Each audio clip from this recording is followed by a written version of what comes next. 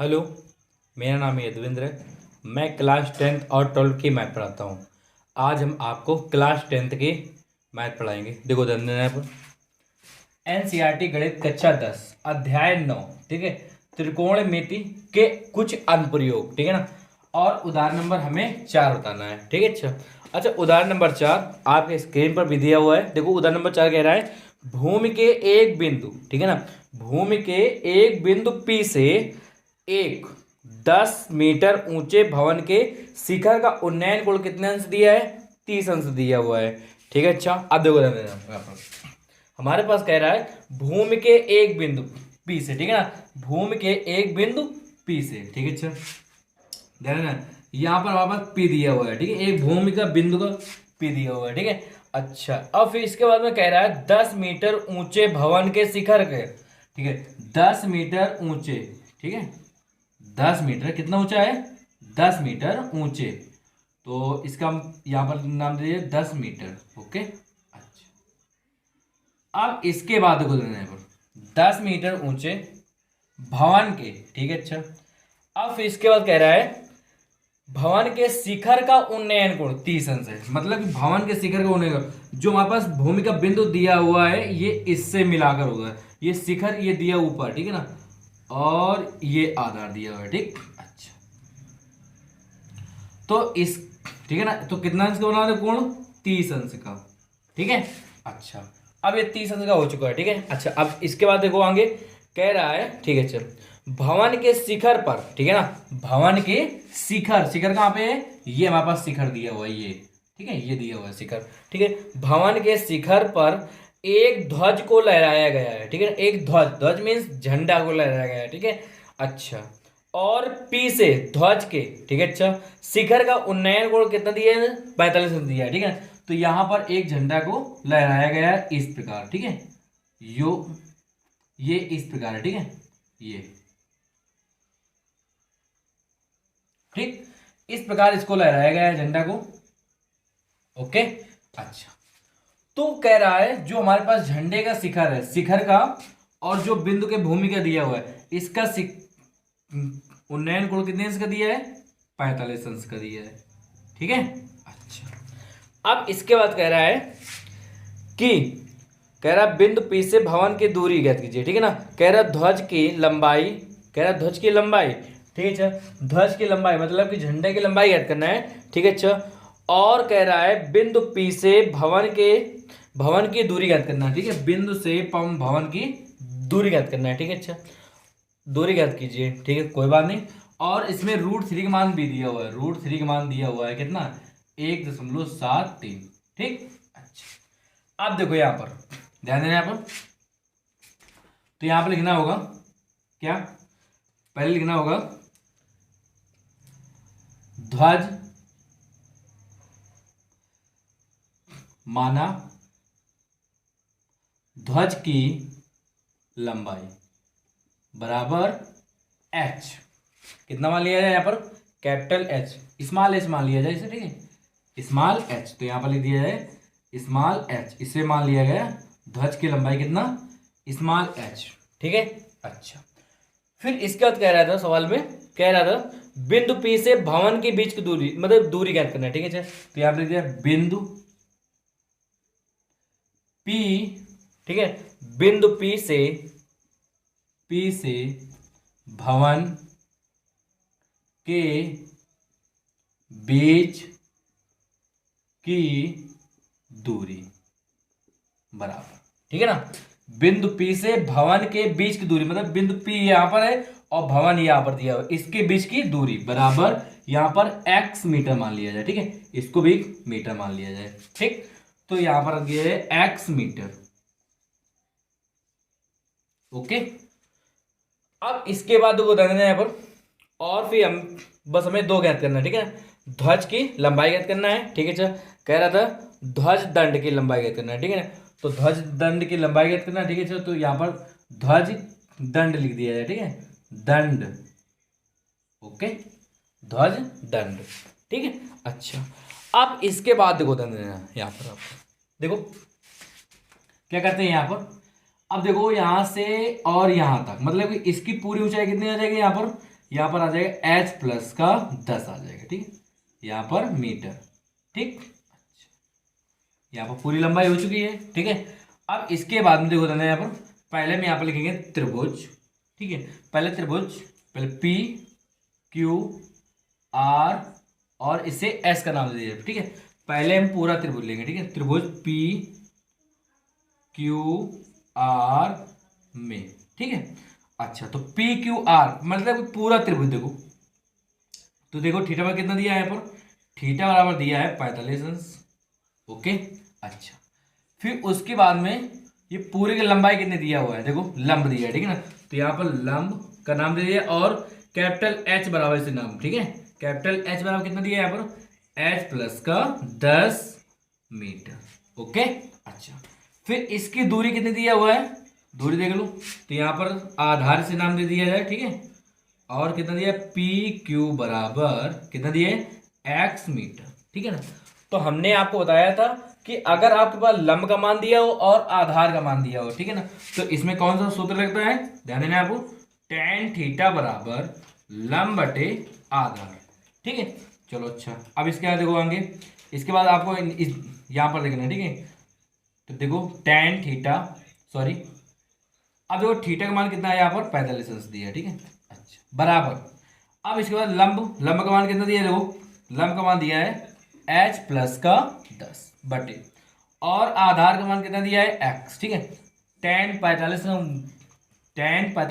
का मान कितना होता है, 1 होता है, ठीक है। तो यहाँ पर दिया है 1 बराबर h प्लस का 10 बटे x, ठीक है। x को गुणा कर दिया जाए किसमें, 1 में, तो यहाँ पर कितना है, x बराबर h प्लस का 10, समीकरण फर्स्ट, ठीक। अच्छा, समीकरण फर्स्ट, ठीक है। अच्छा, अब इसके बाद को देना है, अब हमको क्या करना, क्या है, अगला त्रिभुज लेना है, जो कि त्रिभुज कौन सा त्रिभुज है, देखो देना है, ठीक है ना। पहले आपको त्रिभुज पी क्यू आर ज्ञात कर लेना है, इसके बाद देखो त्रिभुज पी क्यू एस में, ठीक है, पी क्यू एस में, ठीक है, इतना त्रिभुज लेना है, ये वाला, ये, ठीक। तो यहाँ पर लिखेंगे फिर थीटा बराबर कितना दिया है यहाँ पर 30 अंश, देखो छोटे वाले त्रिभुज हमारे पास दिया हो, जो इसका कोण उन्नयन कोण कितना दिया, अंश दिया है 30 अंश, ठीक है। अब इसके बाद देखो लंब कितना दिया हुआ है, लंब क्यू एस हमारे पास दिया है, लंब क्यू एस बराबर 10 मीटर, ठीक है। अच्छा, आगे हो, फिर पी क्यू इसकी लंबाई, ठीक है ना, यहाँ पर दूरी दिया हुआ है, ठीक है, बिंदु पी से, ठीक है ना, और भवन के बीच की दूरी, ठीक है। अच्छा, तो यहाँ पर दिया जाए आधार कितना जाएगा, पी क्यू बराबर एक्स मीटर, ठीक। तो हमने आपको बताया कि अगर लंब और आधार का मान दिया होता है, यहाँ पर कौन सूत्र का प्रयोग होता है, tan थीटा बराबर लंब बटे आधार, ठीक है। तो यहाँ पर देखो tan थीटा, थीटा का मान कितना है यहाँ पर 30 अंश, और लंब, ठीक है, लंब का मान कितना दिया है यहाँ पर देखो 10, और आधार का मान x, tan 30 अंश का मान कितना होता है 1/√3 बराबर 10 बटे x, ठीक है। x गुणा कर दिया जाए 1 में तो x कम x, और √3 गुणा कर दिया जाए किसमें 10√3 में, ठीक है। तो ये हमारे पास x का मान प्राप्त हो चुका है, x बराबर कितना है 10√3, तो यहाँ पर हमारे पास आ जाएगा बिंदु P से भवन के बीच की दूरी कितना आ जाएगा 10√3 मीटर, ठीक है। अच्छा, तो इसका आंसर आ चुका है। अब इसके बाद देखो यहाँ पर आगे तुम क्या करते हैं, यहाँ पर इसको मान लेते हैं समीकरण सेकंड, ठीक है ना। समीकरण फर्स्ट का मान किस में रखने पर, सेकंड में रखने पर, तो यहाँ पर रख दिया है नीचे, फिर यहाँ पर लिखेंगे समीकरण, ठीक है, फर्स्ट में सेकंड का मान क्या करने पर, रखने पर, ठीक। अच्छा, तो यहाँ पर इसका मान इसमें रख दिया है, तो कितना जाएगा यहाँ पर 10√3, देखो x बराबर कितना दिया है 10√3, तो यहाँ पर x इस स्थान पर रख दिया जाए, ठीक है। बचेगा कितना h प्लस का 10, अब इसके बाद 10√3, फिर माइनस इसको 10 को यहाँ पर 75 कर दिया, यहाँ पर कितना है माइनस का 10 बराबर h, इससे हम कॉमन ले लेंगे, कितना जाएगा यहाँ पर 10 इंटू कितना बचेगा √3 माइनस का 1 बराबर h, ठीक है। अच्छा, तो 10 इंटू, अब √3 का मान कितना होता है, √3 का मान कितना दिया है देखो ध्यान देना, √3 हमें का मान रखना है, ठीक है, कितना है 1.73, ठीक है ना, 7 3, ठीक है, माइनस का 1 बराबर h। अब इसका बता दो 10 इंटू, अब इसमें कितना आ जाएगा, देखो यहाँ पर आ जाएगा मेरे पास 0.7, 1.73 में घटाया जाए 1 तो कितना आ जाएगा 0.73 बराबर h। तो यहाँ पर लिख सकते हैं h बराबर ये, जब जब इसमें 10 का गुणा करेंगे कितना आ जाएगा यहाँ पर 7.3 मीटर, ठीक। और ध्यान देना यहाँ पर, अब हमारे पास ये आ चुका है, ठीक है ना। आपको यहाँ पर नीचे लिखना है अतः, ठीक, अतः ध्वज दंड की लंबाई, ठीक, बराबर ध्वज दंड की लंबाई कितना माना था हमने, स्मॉल h। तो स्मॉल h का मान कितना निकल के आया है, देखो दादा यहाँ पर 7 दशमलव कितना आ जाएगा यहाँ पर, देखो कितना आ जाएगा यहाँ पर 7.3 मीटर, ठीक है। अच्छा, फिर इसके बाद में अब हमारे पास कितना है बिंदु, फिर आगे बिंदु P से भवन के बीच की दूरी बराबर कितना है 10√3 मीटर। तो क्या करते हैं यहाँ पर, ध्यान देना, यहाँ पर आ जाएगा 10 इंटू √3 का मान कितना है 1.73, ठीक है ना। इसमें 10 को जब गुणा कर देंगे कितना है यहाँ पर 17.3 मीटर, ठीक। यही हमारे पास आंसर प्राप्त हो जाएगा, ठीक है। उदाहरण नंबर 5 देखो, सवाल कह रहा है एक समतल जमीन पर खड़ी मीनार की छाया उस स्थिति में 40 मीटर अधिक लंबी, ठीक है ना, क्या करती है 40 मीटर अधिक लंबी हो जाती है, ठीक है, उसकी छाया अधिक लंबी हो जाती है, ठीक है। सूर्य का उन्नयन कोण, जबकि कह रहा है सूर्य का उन्नयन कोण 60 अंश से घटकर कितने अंश हो जाता है, 30 अंश हो जाता है, ठीक है ना। मान लिया जाए यहाँ पर हमारे पास एक समतल जमीन है, समतल जमीन के बाद में यहाँ पर एक मीनार दिया हुआ है, ठीक है। मीनार की छाया यहाँ पर तक मान लिया जाए यहाँ तक होती है, ठीक है ना। और फिर कह रहा 40 मीटर अधिक लंबी हो जाती है, कोई बात नहीं, ठीक। फिर कह रहा है उसके बाद में 60 अंश से, ठीक है, 60 अंश, पहला कितना होता है 60 अंश का होता है कोण, ठीक है ना। और 60 अंश से घटकर कितना अंश हो जाता है यहाँ पर 30 अंश हो जाता है, ठीक है। कितने अंश का हो जाता है 30 अंश का हो जाता है, ठीक है। अब इसके बाद में कह रहा था कि अर्थात छाया के एक सिरे से मीनार के शिखर का, ठीक है ना, उन्नयन कोण 60 अंश, और कह रहा है फिर कह रहा है dB छाया की लंबाई है, जबकि उन्नयन कोण कितने अंश है 30 अंश है, ठीक है। तो मीनार की छाया, मीनार की हमें ऊंचाई ज्ञात करना है, क्या कहते हैं मीनार की ऊंचाई, कोई बात नहीं। तो यहां पर लिख दिया है माना मीनार की ऊंचाई बराबर h मीटर, यहां पर मान लिया जाए इसे h मीटर मान लिया जाए, ठीक है। तो इसके बाद में यहां से और यहां तक इसे x मीटर मान लिया जाए, कोई दिक्कत, ठीक। यहां से यहां तक कितना x मीटर, तो ये पूरा कितना हो जाएगा यहां पर 40 प्लस का x मीटर हो जाएगा, ओके।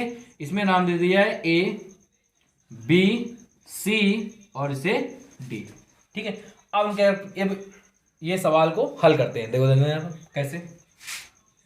पहले यहां पर त्रिभुज को आपको लेना है A B C में, A B C में ध्यान देना है। तो जब हम यहाँ पर A B C लेंगे तो यहाँ पर थीटा बराबर कितना दिया है, यहाँ पर 30 अंश दिया है, कितना दिया है यहाँ पर 30 अंश दिया हुआ है, ठीक है। अच्छा, अब इसके बाद में जब थीटा बराबर 30 अंश दिया है तो इसका लंब कितना दिया है, देखो ध्यान देना, यहाँ पर लिख दिया है लंब, ओके। ए बी बराबर कितना दिया है यहाँ पर h मीटर, ओके। और आधार मतलब कि पूरा दिया हुआ है, देख लो जब हम पूरा त्रिभुज ले रहे हैं तो पूरा आधार लेंगे, ठीक है ना, याद रखना।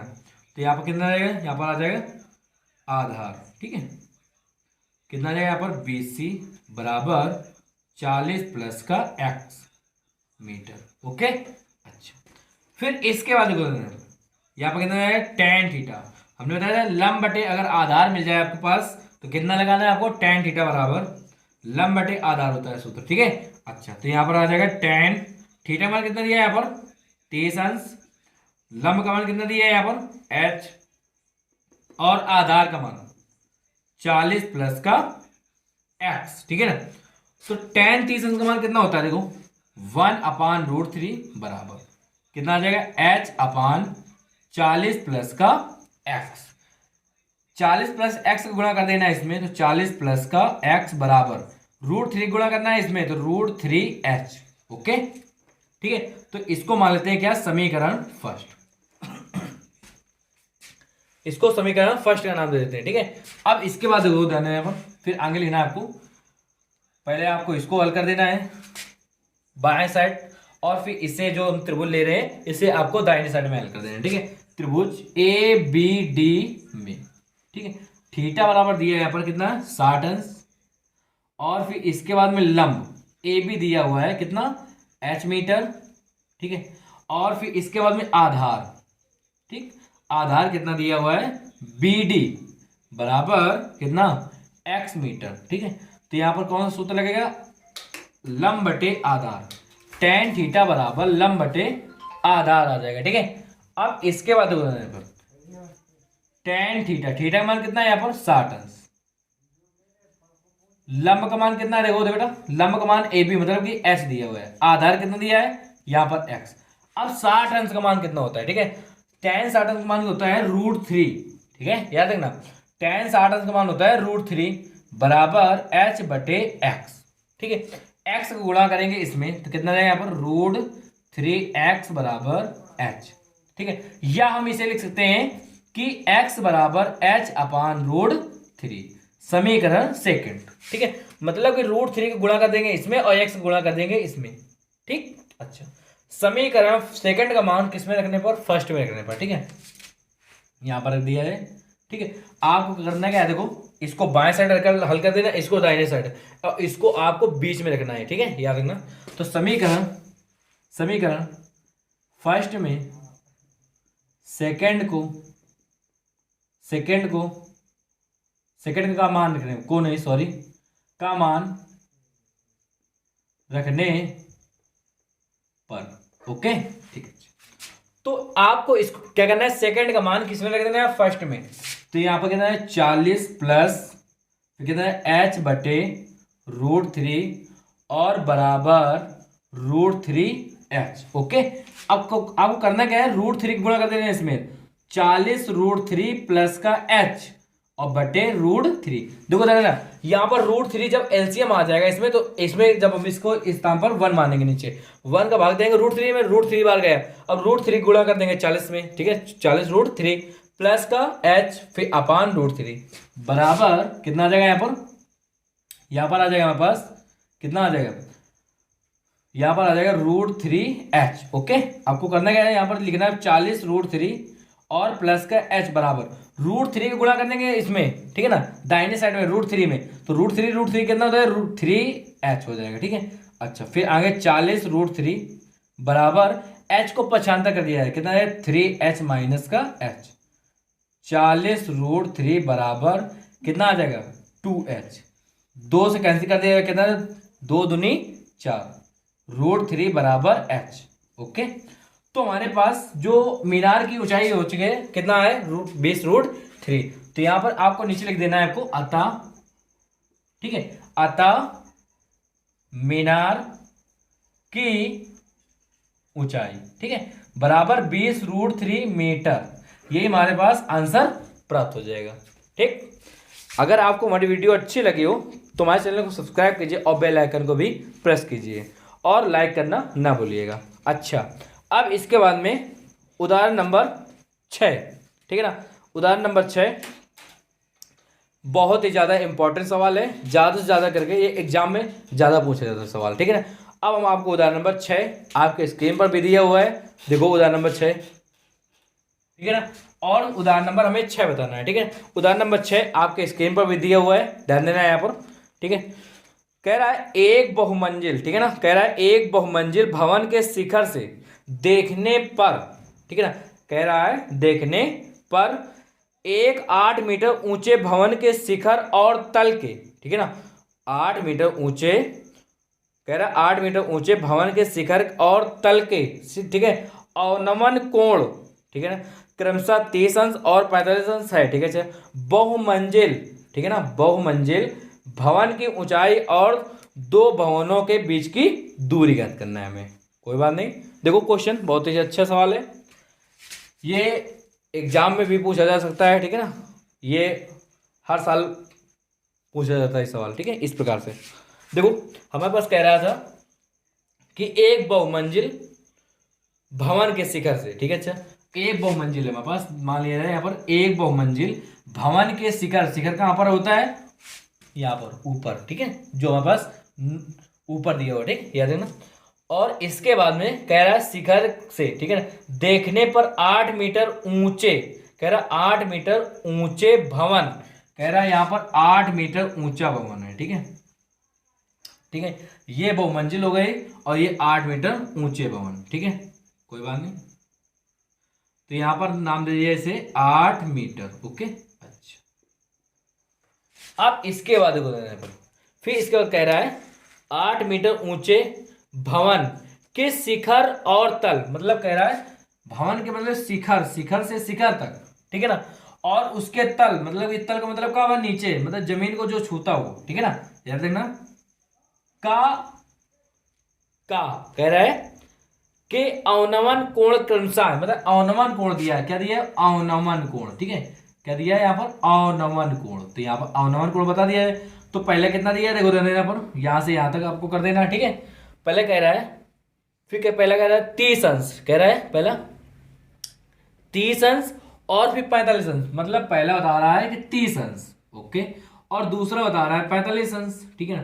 तो इसका जस्ट उल्टा यहाँ पर कितना है, यहाँ पर आ जाएगा 30 अंश, तो इसका कितना आ जाएगा यहाँ पर 45 अंश आ जाएगा, ओके। अच्छा, अब इसके बाद में कह रहा है सवाल में हमको ज्ञात क्या करना है, कह रहा है बहुमंजिल भवन की ऊंचाई, कह रहा है बहुमंजिल की भवन की ऊंचाई, मतलब इसकी पूरी ऊंचाई, ठीक है ना, और कह रहा है जो भवन के और बहुमंजिल के इनके बीच की दूरी ज्ञात करना है, ठीक है।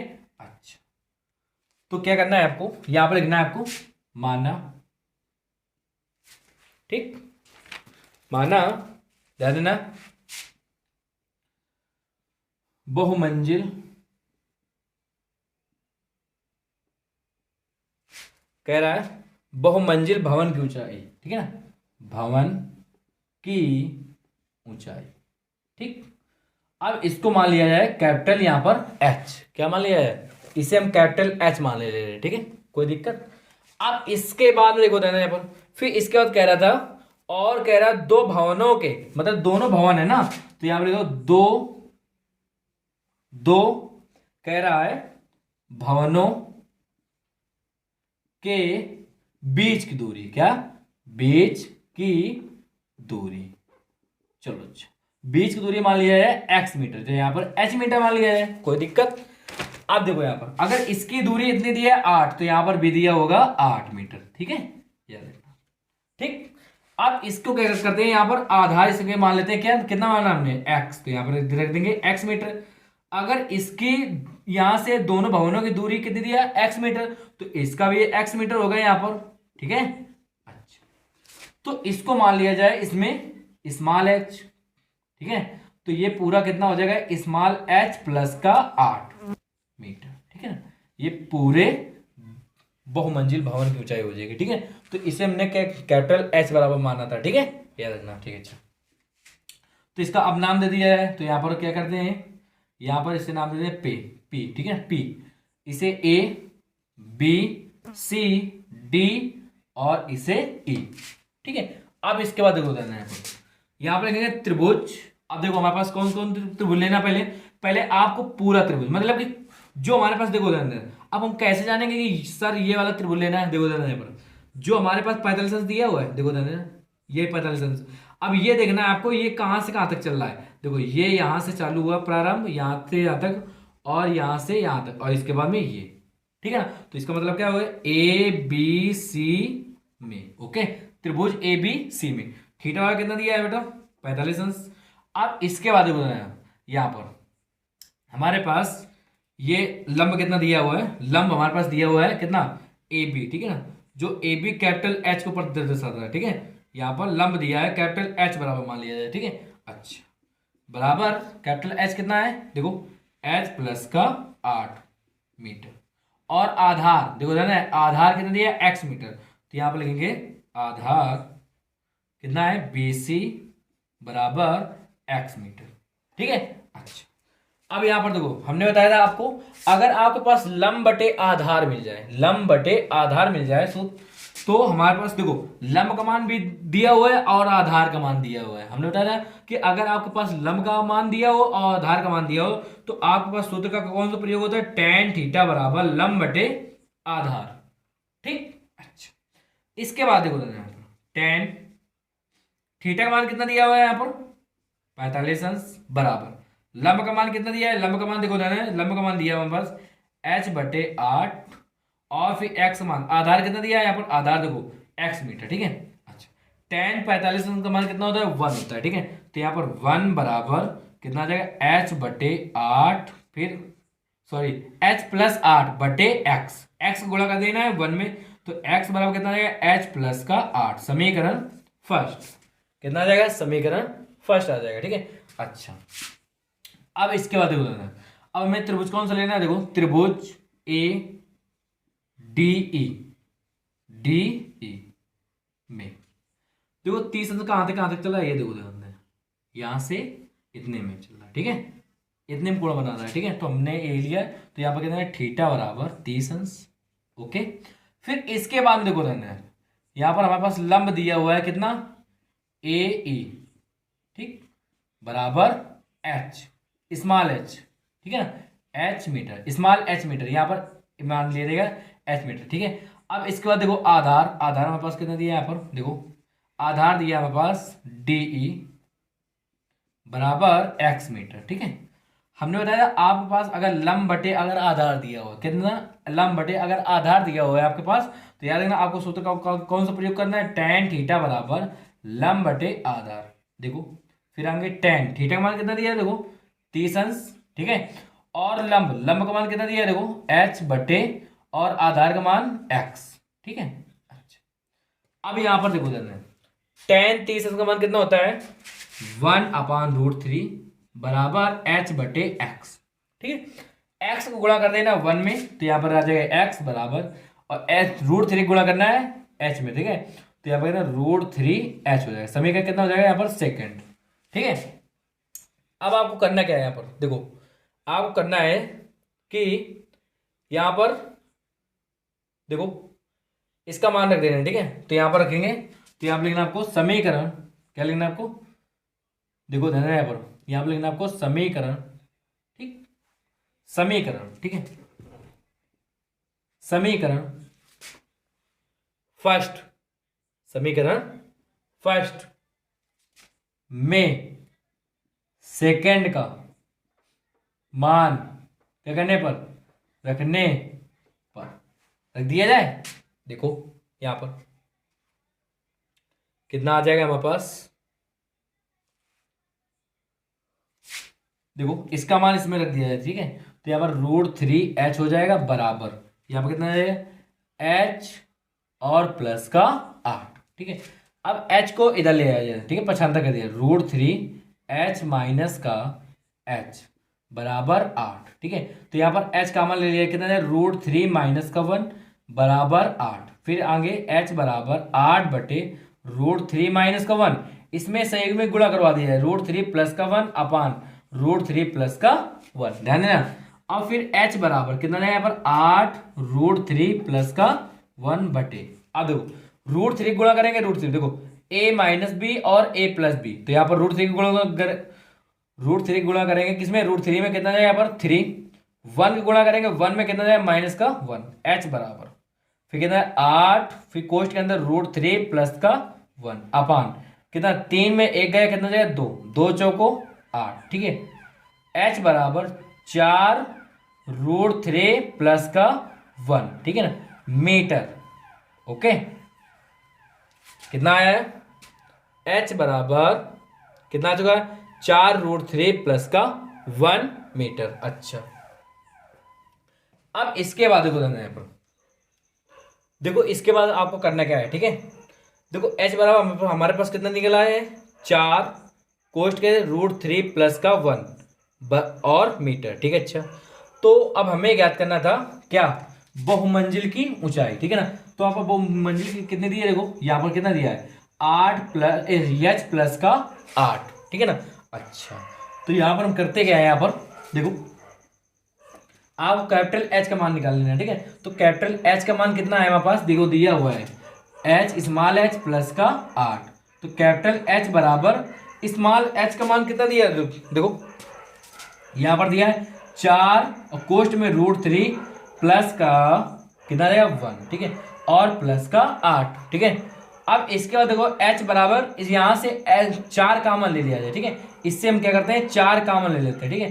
तो यहाँ पर बचेगा सिर्फ √3 प्लस का 1 और 4 दूनी 8 प्लस का 2, ओके। तो फिर कैपिटल H बराबर कितना जाएगा यहाँ पर 4 और √3 प्लस का 3, ओके। ये हमारे पास बहुमंजिल की ऊंचाई आ जाएगी, ठीक है, बहुमंजिल की ऊंचाई आ जाएगी। तो यहाँ पर आपको लिखना क्या है, बस आपको यही आपको नीचे लिख देना है और नीचे में आपको लिखना होगा क्या, देखो यहाँ पर लिखना है आपको अतः, ठीक है, बहुमंजिल भवन की ऊंचाई, ठीक है। बहुमंजिल की भवन की ऊंचाई कितना आ जाएगा यहाँ पर 4 कोष्ट में √3 प्लस का 3 मीटर, ओके।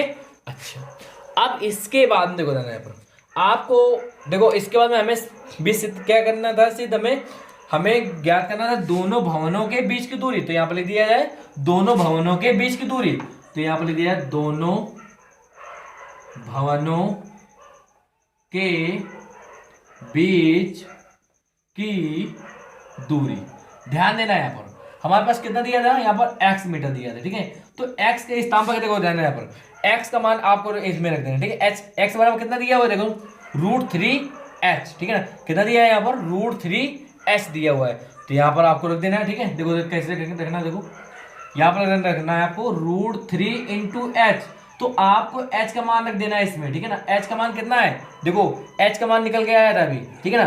तो आपको यहाँ पर लिखना है आपको समीकरण किसमें, सेकंड में, ठीक है ना।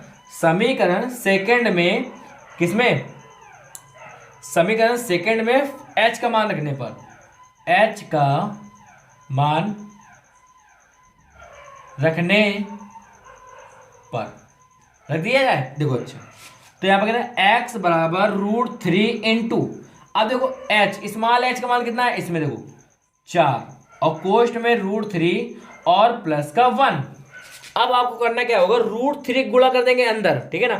तो यहाँ पर हमारे पास कितना है x बराबर 4 √3 गुणा करेंगे तो यहाँ पर कहते हैं 3 प्लस का √3 और यहाँ पर मीटर। तो यहाँ पर आपको यहाँ पर लिख देना है कितना, देखो देना 4 कोष्ट में 3 और प्लस का √3 मीटर। ये हमारे पास आंसर प्राप्त हो जाएगा, ठीक। अगर आपको हमारी वीडियो अच्छी लगी हो तो हमारे चैनल को सब्सक्राइब कीजिए और बेल आइकन को भी प्रेस कीजिए। अब देखो सवाल नंबर 7, ठीक है। सवाल नंबर 7 आपके स्क्रीन पर भी दिया हुआ है, देखो सवाल नंबर 7। उदाहरण नंबर 7 कह रहा है एक नदी के पुल के, ठीक है ना, एक बिंदु से नदी के सम्मुख किनारों के अवनमन कोण क्रमशः दिया हुआ है 30 अंश और 45 अंश है, ठीक है। अच्छा यदि पुल के किनारों से 3 मीटर की ऊंचाई पर हो तो कह रहा नदी की चौड़ाई ज्ञात कीजिए, ठीक। देखो यहाँ पर हमारे पास एक पुल बना हुआ है, ठीक है, नदी का पुल जो कि इस प्रकार बना हुआ है, ठीक, इस प्रकार बना हुआ है। यहां पर मान लिया जाए इस प्रकार बना हुआ है, ठीक है। अच्छा आप देखो इसके बाद में देखो फिर कह रहा था एक नदी के पुल के एक बिंदु से, ठीक है। अच्छा एक बिंदु से नदी के सम्मुख किनारों पर, कोई बात नहीं, मतलब एक पुल के एक बिंदु से, ठीक है ना, सम्मुख किनारों को कहां है, एक ये किनारा है और एक ये किनारा, ओके, ठीक है। अब इसके बाद कह रहा है उसके किनारों पर फिर कह रहा है सम्मुख किनारों के अवनमन कोण क्रमशः दिया हुआ है। अवनमन कोण मतलब कि इसका ये कोण और इसका ये कोण, ठीक है। एक दिया हुआ है 30 अंश और एक दिया हुआ है 45 अंश। तो इसका जस्ट उल्टा हो गया, यहाँ पर इसका हो गया 30 अंश और इसका 45 अंश, ठीक है ना, जो कि कह रहा था एकांतर अंतःकोण, ठीक है, याद रखना। अच्छा अब फिर इसके बाद कह रहा है 30 अंश और 45 अंश। यदि पुल के किनारों से, ठीक है, पुल के किनारों से फिर कह रहा है 3 मीटर की ऊंचाई पर हो, मतलब मान लिया जाए यहाँ पर, यहाँ से यहाँ तक अगर 3 मीटर मान लिया जाए, ठीक है, इसकी ऊंचाई है, तो इसकी जो बीच की दूरी होगी यहाँ पर इसका भी 3 मीटर दिया होगा, क्यों, ठीक है ना, याद रखना। अच्छा, तो इसका नाम दिया जाए, देखो पी क्यू आर एस, ठीक है ना। अब कह रहा है क्या करना है हमें, पुल की, कह रहा है नदी की चौड़ाई ज्ञात कीजिए, ठीक है। अच्छा, नदी की चौड़ाई, तो यहां पर लिख दिया माना नदी की चौड़ाई, ठीक, बराबर x प्लस का y। तो यहां पर मान लिया जाए x मीटर और यहां पर मान लिया जाए कितना, y मीटर, कोई दिक्कत, तो यहां पर x plus Y metre, okay. अच्छा, अब करते क्या है यहां पर, देखो रहना यहाँ पर, तो यहां पर आपको लिखना है पहले त्रिभुज पी क्यू एस में, पी क्यू एस में, ठीक है, थीटा वाला कितना अंश दिया है, 30 अंश, और लंब कितना दिया हुआ है, देखो पी एस, मतलब कि लंब दिया हुआ है हमारे पास पी एस बराबर 3 मीटर, ओके। और फिर इसके बाद आधार क्यू एस, ठीक है ना, आधार कितना दिया हुआ है, क्यू एस बराबर कितना दिया है, एक्स मीटर, ठीक है। अच्छा, अब यहाँ पर निकाल लिया है tan का, ठीक है ना, तो यहाँ पर सूत्र क्या लगता है, लंब बटे आधार किसमें आता है, tan में, ठीक है, तो यहाँ पर लिख दिया है tan थीटा बराबर लंब बटे आधार, ठीक है, कितना आ जाएगा यहाँ पर, लंब बटे आधार, तो मान रख दिया जाए यहाँ पर tan थीटा का मान कितना है यहाँ पर 30 अंश, लंब का मान कितना दिया है यहाँ पर 3, और h का मान कितना दिया है यहाँ पर x, ठीक है। अच्छा, तो tan 30 अंश का मान कितना होता है 1/√3 बराबर 3 बटे कितना जाएगा यहाँ पर x गुणा कर दिया x बराबर 3√3 मीटर, ठीक है। अच्छा, तो x का मान हमारे पास प्राप्त हो चुका है, ठीक है। अच्छा, फिर इसके बाद में ये y का मान ज्ञात करेंगे, ठीक है, y का, तो यहाँ पर लिखेंगे फिर त्रिभुज पी आर एस में, ठीक है, थीटा बराबर कितना अंश 45 अंश। अब इसके बाद देखो लंब कितना दिया यहाँ पर, लंब दिया हुआ है पी एस बराबर 3 मीटर, और फिर इसके बाद आधार, ठीक है ना, मतलब आधार हमारे पास दिया हुआ है कितना, एस आर बराबर कितना दिया है वाई मीटर, ठीक। अब जो हमने बताया था आपके पास अगर लंब बटे आधार मान दिया हो, लंब का मान भी दिया हो आधार का मान भी दिया हो तो tan थीटा बराबर कितना देगा यहाँ पर, लंब बटे आधार। फिर इसके बाद में tan थीटा मान कितना दिया हुआ यहाँ पर, देखो 45 दिया है ना, और फिर इसके बाद लंब का मान कितना दिया यहाँ पर 3 बटे, और आधार का मान कितना दिया यहाँ पर y, ठीक है। tan 45 का मान कितना होता है 1 होता है, ठीक है, 1 बराबर 3 बटे y, ठीक है। अच्छा, तो यहाँ पर y बराबर कितना जाएगा यहाँ पर 3 आ जाएगा, ओके। देखो x बराबर कितना है 3√3 मीटर और y बराबर 3 मीटर, ओके। तो आपको करना क्या है, आपको ये दोनों का मान इसमें रख देना है, तो यहां पर लिख देंगे आपको अतः नदी की चौड़ाई, ठीक, बराबर x का मान कितना दिया हुआ है, देखो x का मान दिया हुआ है 3√3 प्लस फिर आगे कितना दिया है 3, ठीक। अब इससे कॉमन ले लेंगे 3, तो √3 प्लस का 1 मीटर आ जाएगा, ठीक है। तो ये हमारे पास क्या हो जाएगा, ये हमारे पास आंसर आ जाएगा, ठीक है। अच्छा, अब इसके बाद में आपको अभ्यास जो प्रश्नावली 9.1 दिया है, ठीक है ना, आपको अगली वीडियो में बताएंगे, ठीक है। अगर आपको हमारी वीडियो अच्छी लगी हो तो हमारे चैनल को सब्सक्राइब कीजिए और बेल आइकन को भी प्रेस कीजिए। धन्यवाद।